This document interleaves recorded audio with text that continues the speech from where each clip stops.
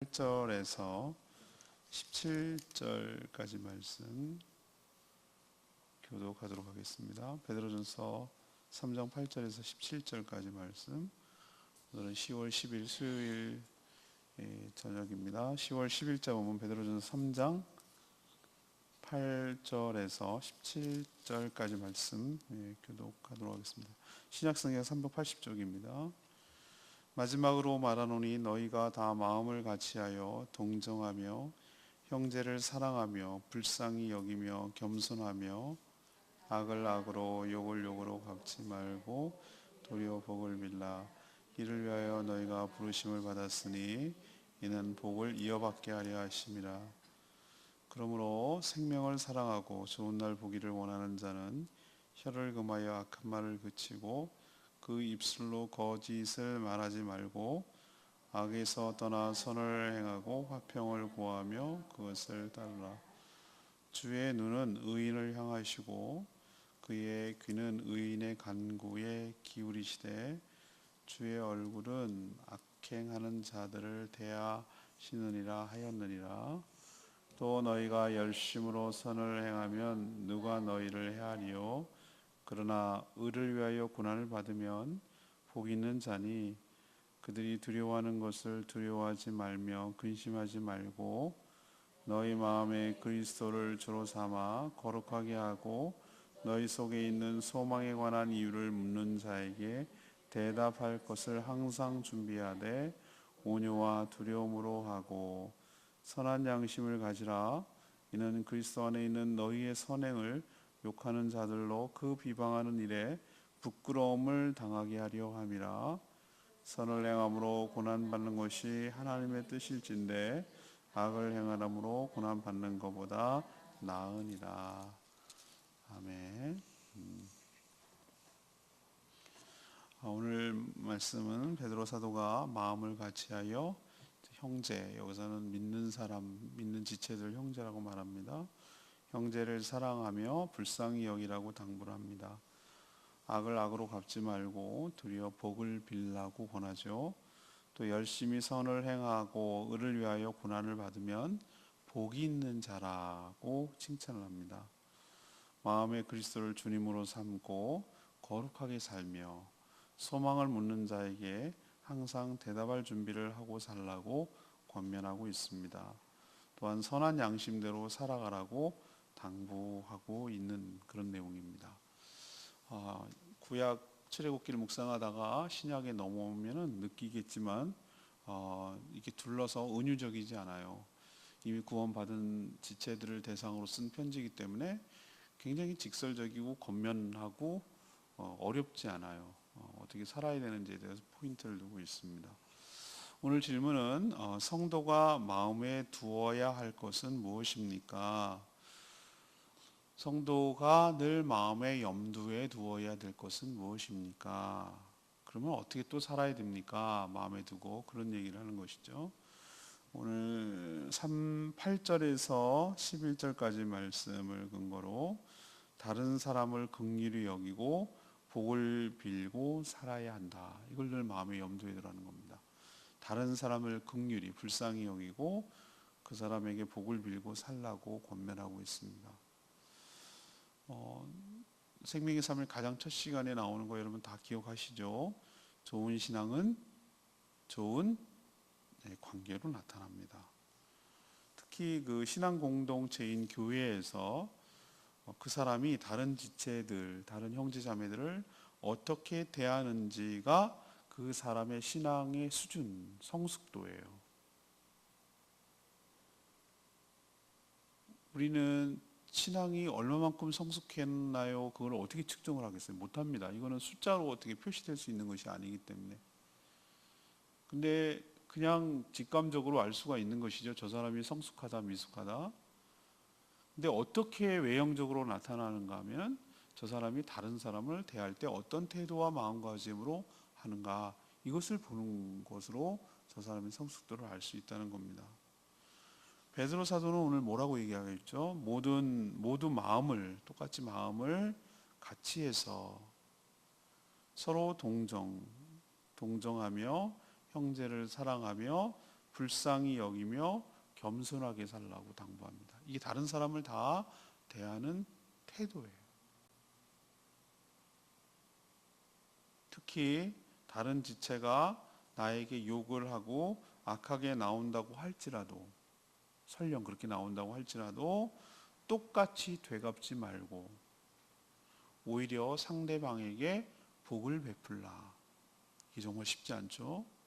성령이 임하시지 않고는 정말 이렇게 하기가 어려워요. 참는 것까지는 돼요. 그것도 대단한 일이에요. 거기다가 복을 빌으라고? 이건 진짜 쉽지 않아요. 저도 경험해보면 알겠지만 그냥 침묵 정도는 어떻게 할 수 있어요. 근데 그렇게 나한테 악하게 굴고 비방하고 험담하고 음해하고 이렇게 하는 사람에게 복까지 빌라고? 이렇게 말하기가 정말 쉽지 않아요. 특히 오늘 뭐라고 얘기했냐면은 10절에 인용한 말씀이거든요. 여러분은 기억이라고 저는 되어 있는데 시편 34편 12절에 나오는 말씀을 베드로 사도가 인용하고 있어요. 10절, 11절, 12절 말씀은. 근데 거기서 어떤 의도로 인용하고 있냐면 결국 말이에요.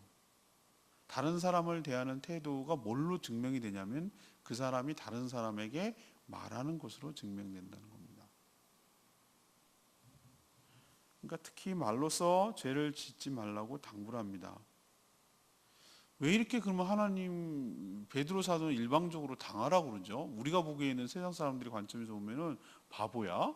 남이 나한테 욕하고 뭐라고 하고 그래도 그냥 참고 도리어 복을 빌고 말로 죄를 짓지 말라고 그러는 이유가 뭘까? 왜 그럴까? 그냥 무조건 그렇게 하라고? 오늘 두 가지 때문에 그래요. 하나는 9절에 있는 말씀대로 하나는 하나님께서 이렇게 살라고 성도들을 살라고 세상에서 불러 구원하셨고 또 하늘의 복을 받을 자들이기 때문에 그렇게 하라는 거예요. 그렇게 해도 그렇게 살라고 똑같이 대하지 말고 그렇게 살라고 너희들을 구원했다는 거예요. 그리고 너희들은 그렇게 했을 때 받을 복이 엄청 하늘의 복이 크다는 겁니다. 제가 비유로 말씀을 드렸죠. 자, 교통 저 보면은 느낄 수 있어요. 특히 우리는 운전에 익숙하고 운전 문화에 대해서 얘기를 하면은 아주 실감나기 때문에 어떤 사람들이 막 거칠게 나오고 감정적으로 나오고 신경질적으로 운전하는 사람들이 있어요. 그런 거 봤죠, 그죠? 그런데 그 사람이 왜 그럴까라고 생각해 보면 그 사람도 지금 가해를 하고 있지만 사실은 피해자일 수도 있어요. 누군가에게 그렇게 당해왔던 거예요. 누군가에게 그렇게 부당하게 자기가 당했던 거예요.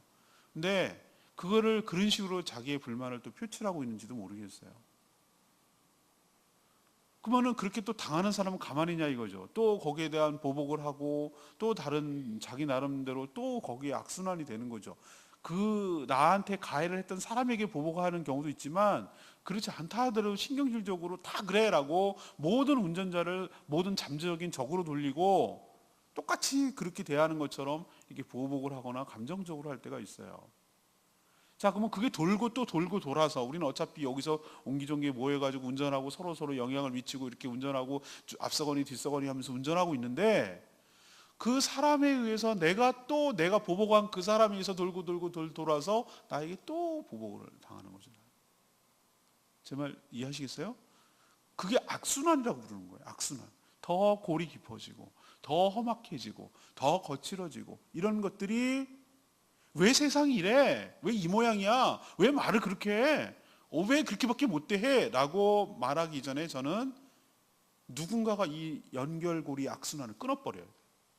누군가가 이것을 멈춰야 된다고. 멈춰서 이것을 누군가가 끊어내지 않으면은 우리는 늘 가해자와 피해자의 악순환 고리에서 빠져나오지를 못하는 거죠. 하나님께서 이 악순환의 고리를 끊어내라고 악을 멈추게 하려고 하나님께서 우리를 세상 가운데서 너도 그런 카테고리 안에서 맨 돌고 살아가던 사람인데 그거를 끊어내는 스토퍼 역할을 하려고 하나님께서 세상에서 우리를 불러나요 구원하여 주신 줄로 믿습니다. 이를 위하여 너희들을 불렀다고 말하잖아요. 그거 하라고. 당하더라도 똑같이 되갚지 말고 오히려 도리어 복을 빌어주라고. 왜? 너는 그렇게 해도 네가 손해볼 것 같니? 아니야. 너는 이 세상에서 비교할 수 없는 하늘에 속한 복을 너희들이 받을 사람이기 때문에 그렇다라고 오늘 얘기를 해요. 또 10절에 있는 말씀도 두 번째 이유가 또 하나 있어요. 너희들은 생명, 여기서 생명이라는 것은 영생을 의미하는 거예요. 너희들이 영생을 사랑하고 좋은 날, 여기서 말하는 좋은 날이란 주의 영광과 천국을 보는 날이죠. 그것을 너희들이 보기를 원하는 사람들이기 때문에, 그것을 소망하며 사는 사람들이기 때문에 그렇게 하라는 거예요. 성도가 받을 복이 세상의 복과 비교가 되지 않기 때문에 우리는 악에서 떠나 선을 행하고 화평을 구하며 살아야 될 이유가 여기에 있는 줄로 믿습니다. 안 믿는 사람이야 이 세상이 전부고 내가 사는 게 삶이 전부고 일생이고 전부라고 생각하니까 여기서 모두 다 누리려고 하고 그렇게 사고 싶은데 내 뜻대로 안 되어주고 처음 원수들 같은 놈들이 내 인생에 대한 가름막을 하고 딴지를 걸고 막 이러니까 화가 분노가 치미는 거예요. 최근에 조정민 목사님이 책을 썼어요. 왜 인간은 분노를 하는가? 두란 출판사에 썼더라고. 그 책 보면 그런 얘기를 해요. 자기가 다 심판자인데 저 무술이들이 내가 왕노릇 해야 되는데 내 마음대로 안 돼주는 거예요. 내 저지먼트, 내가 판단에 딱 기준으로 봤을 때 저 인간이 안 되니까, 내 마음대로 안 되니까 그 성이 안 차니까 그래서 분노하는 거라는 거죠. 내가 여전히 하나님 노릇하고 싶어 해서 그런다. 한번 잘 생각해 보자는 거야. 저 인간이 화를 나게 했잖아요 라고 말하기 전에 왜 그렇게 나는 화를 못 참고 내가 그렇게 화가 나들까? 내 마음대로 안 돼서 그런 건 아닌가? 그럼 내 마음대로 안 되면 일이 그르치고 망가지고 그런가? 라고 한번 생각을 해보면 여전히 우리의 주인은 하나님이라고 말하면서 하나님을 신뢰하지 아니하고 내 마음대로 내 뜻대로 내 계획대로 내 스케줄과 내 감정을 맞춰주고 내 그 기분을 맞춰주고 내 계획대로 착착 맞춰주고 내 스케줄대로 착착 맞춰주고 내 뜻대로 호응해주고 이래야 세상이 좋았고 내가 기분이 좋고 내가 뭔가 세상이 잘 돌아가는 걸 고 나를 화가 안 나는 건데 이거는 꼭 지 입장이 있다 그러지 꼭 내 뜻대로 안 따라주지 자기 마음대로 하지 하나님인 자기가 보기에는 영 못마땅한 거예요. 그래서 화가 난다는 거죠. 그래요. 안 믿는 사람은 그럴 수 있어요. 이게 전부니까. 근데 여러분은 주인이 따로 있고 여러분의 삶을 축복하시고 여러분의 삶을 책임져 주시고 합력하여 선을 이루실 하나님을 믿고 사는 사람들인 줄 믿습니다. 살아보면 그때는 다 항상 손해보는 것 같은데 입 다물고 침묵하고 내가 져주는 것 같았더니 나중에 돌아가고 시간이 흘러보니 내가 얻는 순간에 승리자가 되어 있더라고요. 그 순간에 같이 맞싸우고 돼갖고 그래서 순간적으로 감정이 시원했는지 모르지만 쏟아진 물처럼 나오는 말을 터지고 나서 후회하고 담아낼 수가 없어서 내가 얻어내는 건 잠깐의 기쁨이고 순간의 쾌감이었을지 몰라도 그 뒤에 오는 후유증이 너무 크더라고요. 얻는 게 1이라면 잃는 건 9이에요. 그걸 하면서도 늘 내가 그런 악순환의 고리에서 빠져나오지 못한다면 그게 바로 성도답지 못한 삶이라고 얘기를 하는 거예요. 오늘 첫 번째로 우리가 성도가 마음에 둬야 될 게 뭐냐? 불쌍히 여기라고. 이 땅에서 살아가는 사람들 그게 전부예요. 여러분은 영원히 살 사람들이고 여기에 사는 사람들이 인생의 전부가 아니잖아요. 여러분은 벌써 영생을 누리고 살고 하늘에 상속받을 하늘에 하나님에 속한 모든 것들을 상속받을 사람들이잖아요. 그거 줘버려요. 주세요 그런 거. 그래 막 불쌍해요. 불쌍히 여기라는 게 측은히 여기는 거예요. 그거밖에 없는 사람들, 그거 놓치면 죽을 것 같은 사람들 주라고 하세요. 줘도 돼요. 그럼 우리만 나만 맨날 손해보라고 걱정하지 마요. 하나님께서 다 그것과 비교할 수 없는 거 채워주세요. 이걸 믿는 사람들이 우리인 줄로 믿습니다. 불쌍히 여기고 복을 빌고 살아가는 이유가 바보라고 그런 게 아니라 더 현명하고 더 똑똑하고 더 좋은 게 있다는 뜻이에요. 여러분도 그렇게 살아가는 저와 여러분 되기를 소망합니다. 두 번째 얘기는 12절에서 14절까지 말씀, 열심히 선을 행하고 의를 위하여 고난을 받으라고 이렇게 얘기해요. 열심히 뭐를 행하라고요? 선을 행하고 의를 위해서 뭘 받으라고요? 고난을 받으라고. 성도들이 세상 사람들과 다르게 살 수 있는 근거가 뭐죠? 믿는 구석이 있으니까. 우리도 왜 농담 삼아 그러잖아요. 쟤가 왜 저래? 그러니까 뭐 믿는 구석이 있나 보지. 맞아요. 우리 믿는 구석이 있는 거예요. 우리 믿는 구석은 하나님이에요. 하나님 뭐가 있는 거예요.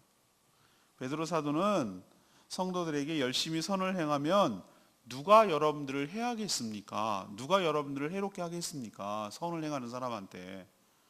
또한 성도는 세상 사람 그 누구보다도 선을 행하며 살아야 합니다. 16절에 그래야 그 선행 때문에 성도들을 비방하는 사람들, 싸잡아서 욕하는 사람들, 교회를 뭐라고 하는 사람들 때문에 그 사람들이 오히려 뭐하게 만든다고?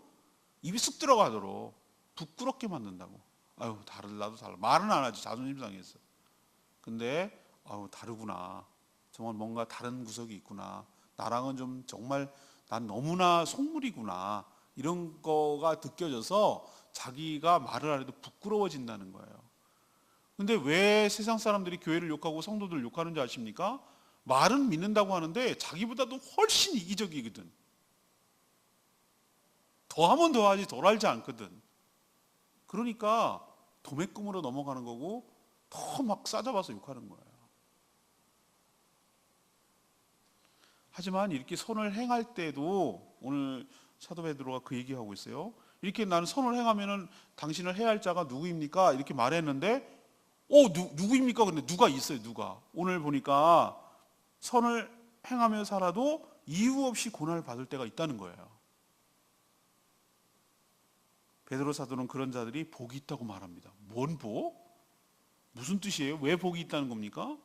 근거는 역시 아까 말했죠. 하나님께 있어요. 하나님은 12절의 말씀대로 하나님의 눈은 의인을 향하시고 그의 귀는 어디를 향하신다?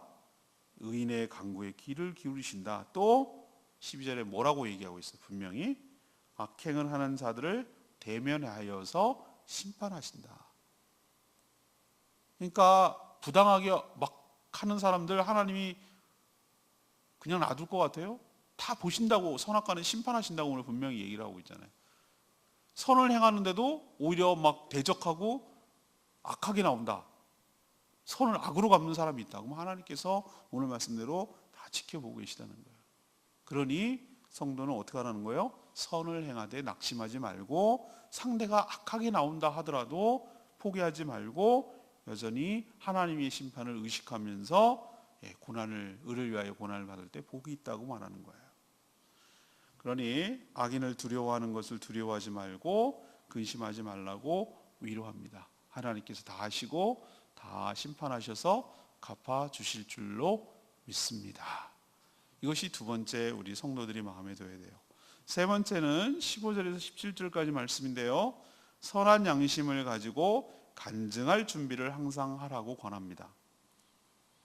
16절 보면 성도들이 세상에서 선한 양심을 가지고 살아가면 예수 그리스도 또 교회 복음에 대해서 비방하는 자들도 부끄럽게 만드는 일이라고 말씀드렸죠.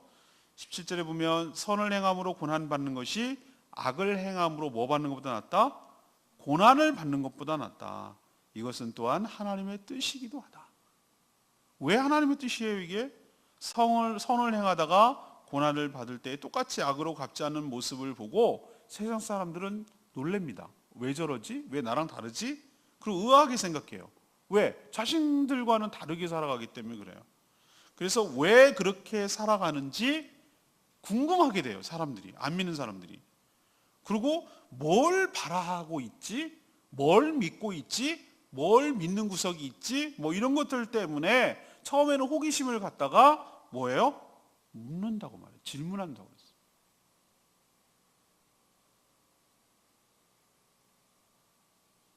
우리 교회 최근에 등록한 우리 진춘이연 이렇게 발음한다고 그러는 거예요. 자매가 같이 룸메이트가 있어요. 룸메이트 같이 둘이 사는데 한 번도 교회 가서 소리를 안 했대. 굉장히 논리적이고 그래가지고 쉽지 않다고 그래요. 근데 최근에 묘한 변화가 일어나기 시작했대. 진춘현 자매를 어떻게 살아가는지 잘 아는, 서로 잘 아는데 얘가 이렇게 뭔가 열심히 해본 적이 없는 애인데 뭘 이렇게 열심히 꾸준히 하는 거 보고 좀 호기심이 갖는다. 행복해 보인다. 1시까지 뭐 공부를 다 하지 않나. 뭘 오랫동안 해본 적이 없는데 꾸준히 교회를 다 가질 않나. 뭐 맨날 뭐 밥 먹으러 간다고 그러지 않나. 뭐 먹었다고 사진 찍어서 약을 올리질 않나.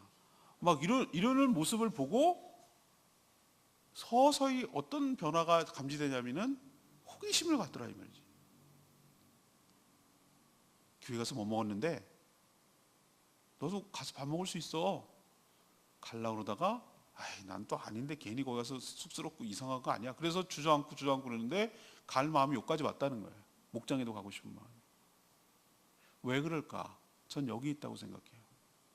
지난번에 한번 제가 말씀드렸는지 모르지만 안 믿는 사람들은 우리의 화려한 말에 현혹당하지 않아요. 말할 필요도 없어요. 그 옛날에 그런 말 있잖아요. 유명한 말이에요. 예수쟁이들 말 잘한다고. 말 못하는 것보다 낫지. 그렇지만 말만 잘하면 뭐 하겠어요. 울림이 없어. 울림이. 요즘은 말을 너무 잘하는 사람들이 많기 때문에 그냥 말을 잘하는 게 아니라 잘 살아내는 사람의 감동을 받아요. 뭔가 다르네. 어떻게 저렇게 살 수 있지? 뭐가 저렇게 좋아? 뭐가 저렇게 헤헤거려? 뭘 저렇게 꾸준하게 하지? 나 같으면 실증나서 안 할 것 같은데? 뭔가 달라도 다른데? 라고 호기심을 갖는 거예요. 그렇게 좋아? 뭐가 그렇게 좋아? 라고 그 삶을 보고 호기심을 갖는 거예요. 그리고 묻습니다. 그럴 때 묻는다는 걸 반드시 오늘 사도 베드로가 얘기를 했어요. 물을 때 그때 여러분은 뭘 준비를 해야 된다고요? 언제든지 뭐 할 준비를 해야 된다고요? 대답할 준비를 해야 된다고요.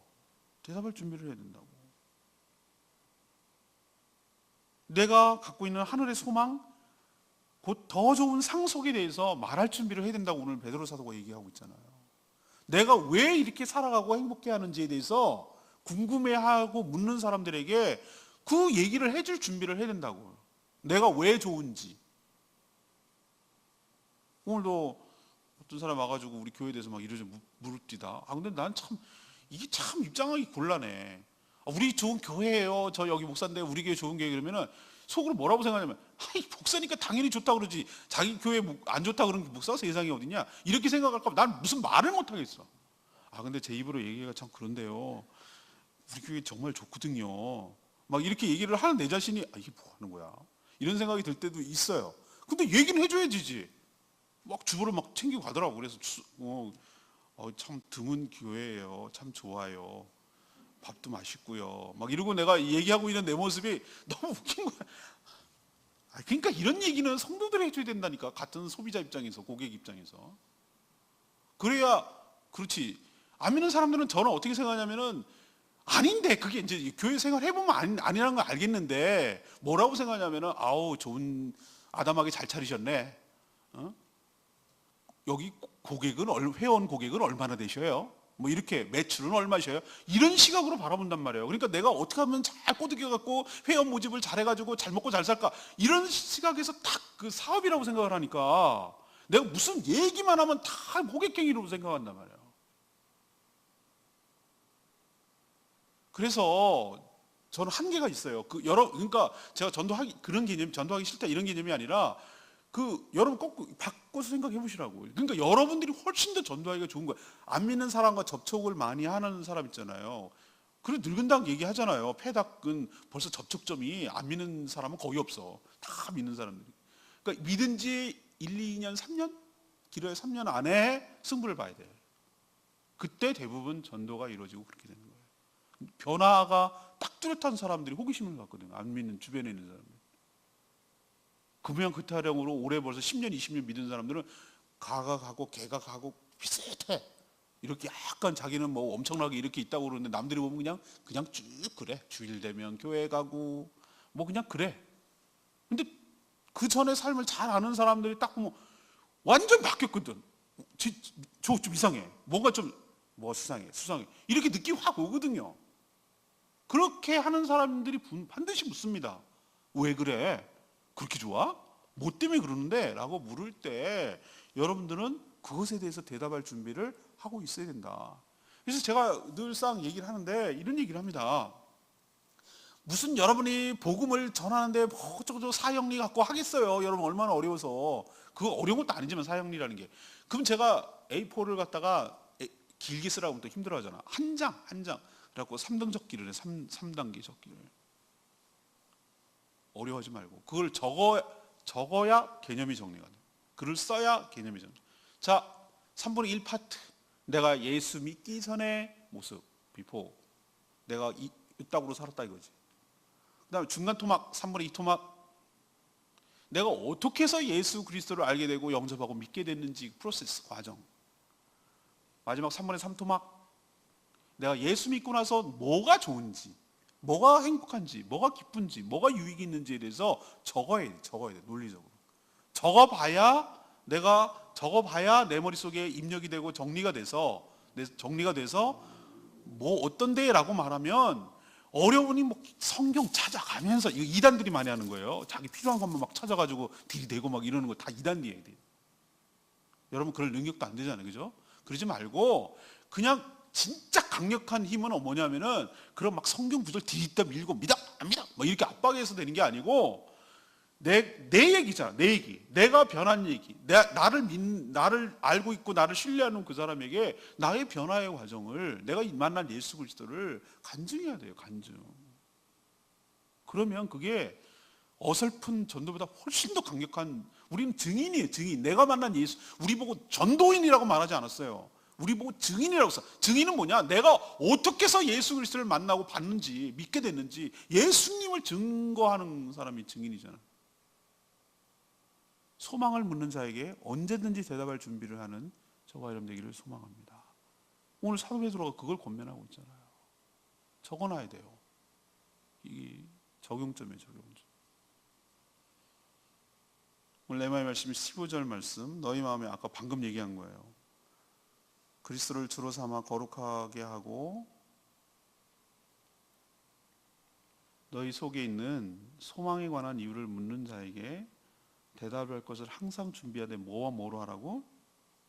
온유함과 두려움으로 하고. 난 전도할 때 보면 막 싸우는 사람들이 있어. 절대 효과 없습니다. 효과 없고 반감됩니다. 싸우려고 논쟁하려고 하는 사람은 하지 마세요. 어차피 무슨 말을 해도 안 믿어. 다 맞는 것 같거든요. 내가 말하는 게 다 맞는 것 같고 자기는 할 말 없잖아요. 그럼 니 똥 굴다 그래요. 절대 안 믿어요. 논리적으로 싸워서 믿을 사람이 아니에요. 사람은 논리에 당하는 사람, 자존심이라는 게 있거든. 특히 안 믿는 사람들은 자기가 신이기 때문에 절대 자기가 잘 틀렸다는 말을 하고 싶지 않아요. 틀렸다고 할지라도 속으로. 그렇기 때문에 온유함으로 하라는 얘기는 뭐냐면은 그 사람이 들을 마음의 준비가 됐을 때 들을 만큼만, 한 번에 승부 내리려고 하지 말고, 이게 마지막이라고 생각하지 말고 툭툭 상대가 원할 때 원하는 질문을 정확하게, 솔직하게, 온유하게, 두려움으로 하라는 얘기는 뭐죠? 하나님이 살아계심을 깨닫고, 내가 하나님의 심판을 깨닫고, 그 영혼을 사랑하는 마음을 가지고 영혼을 상하지 않도록 그렇게 하라는 이유죠. 우리 성도가 세상 사람과 달리 선한 양심을 갖고 거룩하게 살 수 있는 비결은 뭘까? 또 선을 행하다가 억울한 일을 받아도 대갚지 않은 이유가 뭘까? 그것은 마음속에 누굴 모셨기 때문이라고요? 주님을 그리스도로 모셨기 때문이라고 오늘 15절에 얘기하잖아요. 주님이 그렇게 사셨고 또 자신을 믿는 성도가 그렇게 살기를 바라시기 때문에 우리도 그렇게 산다는 거예요. 예수님이 다 알고 계시고 심판하시기 때문에, 또 세상이 받을 복과, 악다구리처럼 해가지고 내가 받을 복과 세상이 주지 못한 하늘의 복은 비교가 안 되기 때문에, 그걸 알기 때문에 기꺼이 자신을 내어주고 양보하고 지는 것처럼 보이지만 사실은 더 큰 것을 준비하고 받고 예비하고 믿는 사람이란 뜻이에요. 우리도 이렇게 살아가는 저와 여러분 되기를 소망합니다. 오늘 질문으로 돌아갈까요? 성도가 마음에 뭐 해야 될 것? 염두에 될 것, 마음에 담아둬야 될 것은 무엇입니까? 이것이 오늘의 질문이었어요. 첫 번째는 어떻게 하라는 거예요?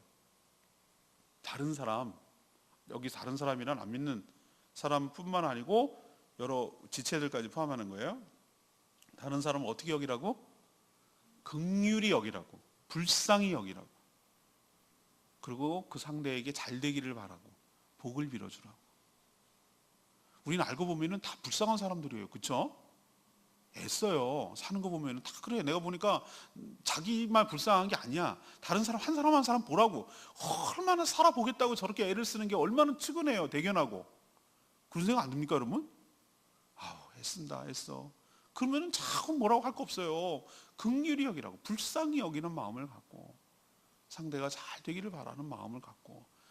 안 그래도 인생 피곤하고 안 그래도 힘들어요 살아가는데 거기다 자꾸 뭐라 그러지 말고 측은히 여기고 불쌍히 여기고 긍휼히 여기고 복을 빌어주고. 얼마나 살기 어렵고 팍팍하면은 그런 소리가 나올까라고 생각하면 똑같이 대갚아주지 말고 복을 빌어주고 이렇게 살아가라고. 그게 사는 것이 복된 것이라고 오늘 얘기를 하고 있어요. 두 번째는 뭡니까? 열심히 선을 행하고 의를 위해 뭐라고 그래요? 고난을 받으라고. 이렇게 잘 살아도 시비 거는 사람이 있어요. 근데 똑같이 대하지 말라고. 하나님께서 다 알고 계시다. 갚아주신다. 세 번째는 뭐예요? 선한 양심을 가지고 항상 뭐 할 준비를 하고 살라고? 간증할 준비를 하려고 살라고. 그러니까 일단 그렇게 뭐가 살아야지. 차별화되는 삶이 있을 때 물어보는 거지. 똑같이 살면 니나 나나 그러면 안 하던 짓 하면 더 이상하게 생각하지. 그러니까 선한 양심을 가지고 살아가되 왜 그래요? 뭐 때문에 그래요? 라고 말하는 사람에게 정확하게 말해줄 수 있는 것을 항상 마음에 간직하고 살아라. 이것이 바로 성도가 마음에 둬야 될 일인 줄로 믿습니다. 오늘 말씀 붙들고 기도하기 전에 찬양집 764장 부르고 기도하겠습니다.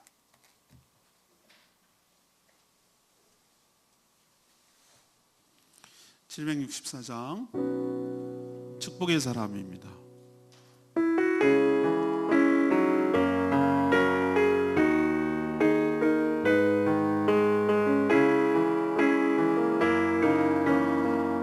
주께 힘을 얻고 주께 힘을 얻고 그 마음에 시온의 대로가 있는 그대는 하나님의 축복의 사람이죠.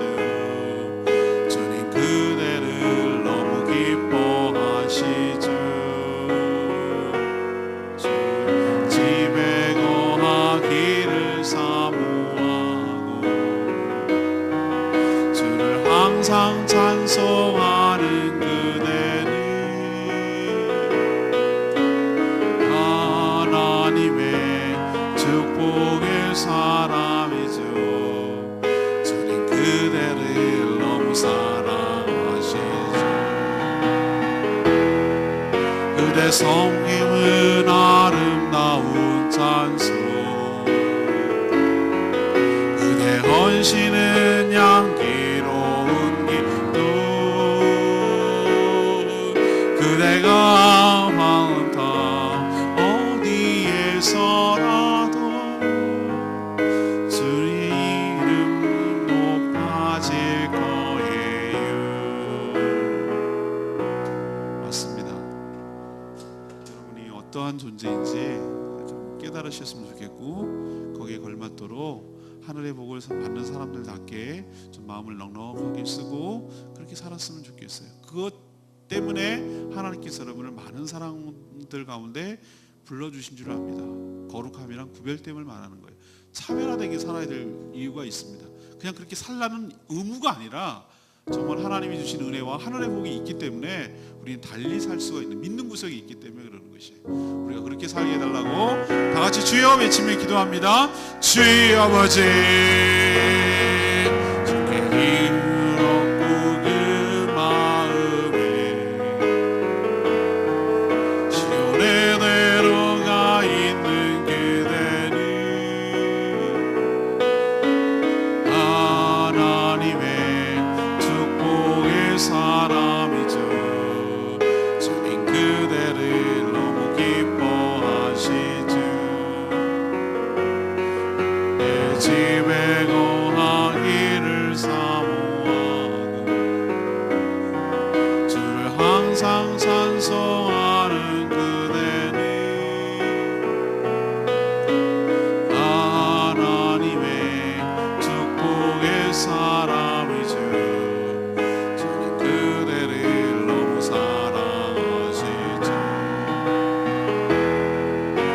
성임은 아름다운 찬송 그대 헌신은 향기로운 기도 그대가 박은 땅 어디에서라도 주의 이름 높아질 거예요.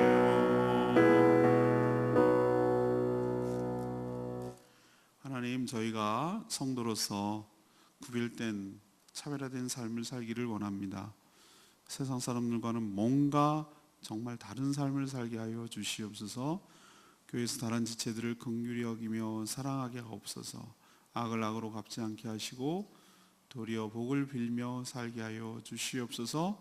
악을 행하다가 고난을 받는 것은 당연하지만 선을 행하다가도 고난을 받을 수 있음을 알고 그럼에도 믿음으로 인내하게 하여 주시옵소서. 하나님께서 모든 것을 다 감찰하시고 심판하여 주실 줄로 믿습니다.